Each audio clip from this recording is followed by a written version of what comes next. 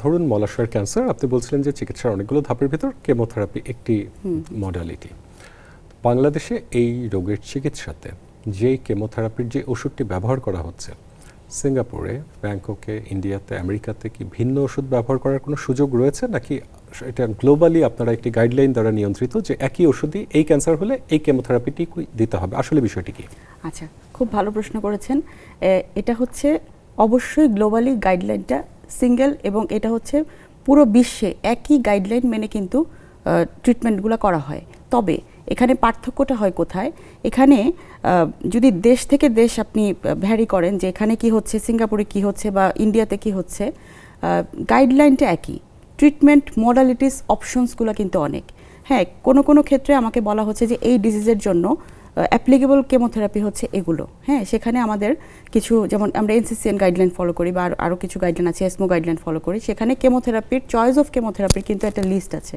Preferable chemotherapy কোনটা, সবচেয়ে বেশি কোনটা কাজ করে, স্টাডিতে কোনটা আসছে, সেক্ষেত্রে অপশনস আছে। হয়তো আমি চিকিৎসক হিসেবে পছন্দ করছি এই প্রোটোকলটা, আমার কলিগ হয়তো পছন্দ করছে আরেকটা প্রোটোকল, এটা ভ্যারি করতে পারে। কিন্তু এই যে কেমোথেরাপি লাগবে কিনা বা এই রোগীর সার্জারি করা যাবে কিনা, এই জায়গায় কিন্তু পৃথিবীর কোথাও গেলেই কোনো মতামতের পরিবর্তন হবে না। অর্থাৎ বিষয়টি তাহলে এরকম দাঁড়াচ্ছে, যদি বাংলাদেশ থেকে কোনো রোগী কেনিয়াতেও যেয়ে থাকে, সেই চিকিৎসক যদি গাইডলাইন এভিডেন্স বেসড প্র্যাকটিস করে থাকেন, এই চিকিৎসাই পাবেন। সেই চিকিৎসা, সেই রোগীটি যদি আমেরিকাতেও যেয়ে থাকেন, এই মডালিটির চিকিৎসাই পাবেন। অনেক ধন্যবাদ বিষয়টি পরিষ্কার করে বলবার জন্য। তবে আলোচনা একটি বিষয় উঠে এসেছে, কমিউনিকেশন আমাদের রোগীদের সাথে বাড়াতে হবে চিকিৎসকের জায়গা থেকে, যে তাতে হয়তো তারা আস্থার জায়গাটি আরো তৈরি করতে পারবে। তবে এখানে আরেকটা জিনিস আমি একটু বলতে চাই, আমাদের কিছু সীমাবদ্ধতা আছে।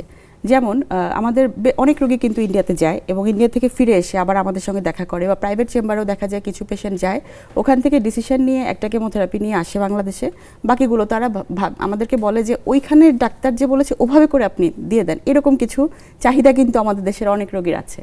তো সেক্ষেত্রে হয় কি, আমি বলবো ওনারা যে প্রোটোকলটা ফলো করে, আমাদের কিন্তু অনেকগুলো ভাগ আছে। যেমন কেমোথেরাপি দিতে পারি আমরা ইমিউনোথেরাপি দিতে পারি, আমরা টার্গেটেড থেরাপি দিতে পারি। তো কেমোথেরাপির মধ্যে আমাদেরকে আবার ভাবতে হয় কি, যে পেশেন্টের সোশিও ইকোনমিক কন্ডিশনের সাথে কোনটা অ্যাডজাস্টেবল, আমাদের কিন্তু ইকোনমিক স্ট্যাটাসের সাথে ম্যাচ করে একটা ট্রিটমেন্ট আমাদেরকে দিতে হয়। ওখান থেকে দেখি তারা হচ্ছে মানে ইমিউনোথেরাপিটা একদম ইনভ্যারিয়েবলি সবাইকে দিচ্ছে, যেটা আমাদের দেশের রোগীরা আসলে চাইলে নিতে অ্যাফোর্ড করতে পারে না। যার কারণে এখানে কিছুটা হয়তো প্লাস মাইনাসের ব্যাপার চলে আসে। গভর্নমেন্ট সেটআপে তো অবশ্যই প্লাস মাইনাসের ব্যাপারটা চলেই আসে। এই জায়গাটিতে একটি প্রশ্ন রাখতে চাই যে কেমো এবং রেডিও, এই দুটো চিকিৎসা নিয়ে কিন্তু মানুষের মনে বিভ্রান্তি রয়েছে, ভীতিও আছে।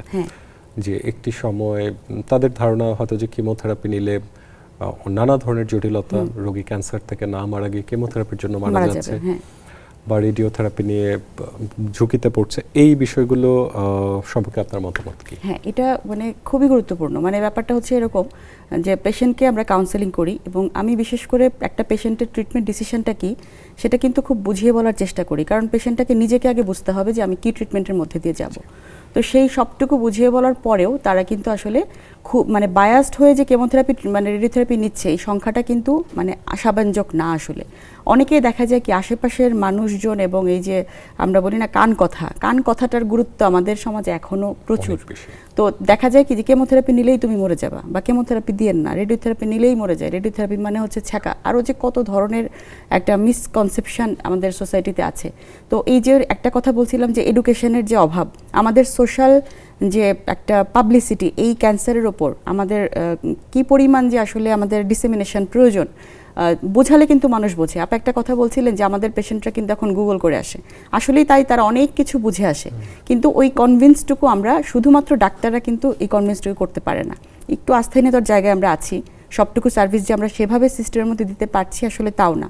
তো এটা সর্বস্তরের সবাই যখন ক্যান্সারের চিকিৎসাগুলোকে আমরা সবার মধ্যে মানে ভালোভাবে রিসিভ করাতে শিখবো, তখনই কিন্তু ব্যাপারটা তারা নিতে পারবে।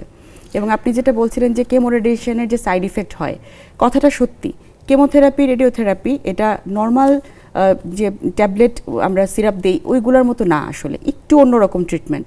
কেমোথেরাপিটা দিলে পরে পুরো সিস্টেম্যাটিক্যালি আমাদের হোল বডিতেই কিছু সাইড ইফেক্ট হয়, এবং সেই সাইড ইফেক্টগুলো আগে থেকে যদি আমরা রোগীকে বলে দিই যে আপনার এরকম সমস্যা হবে এবং এই সমস্যাগুলোর কারণে আমরা এই চিকিৎসা দিব, এবং আপনি এই কেমোথেরাপি শেষ হওয়ার পরে 4 মাস পরে এটা থেকে আবার আপনি রিকভার করে টোটালি কিন্তু আপনি একটা নর্মাল লাইফ লিড করতে পারবেন, তখন কিন্তু পেশেন্টরা আবার এটা নেয়।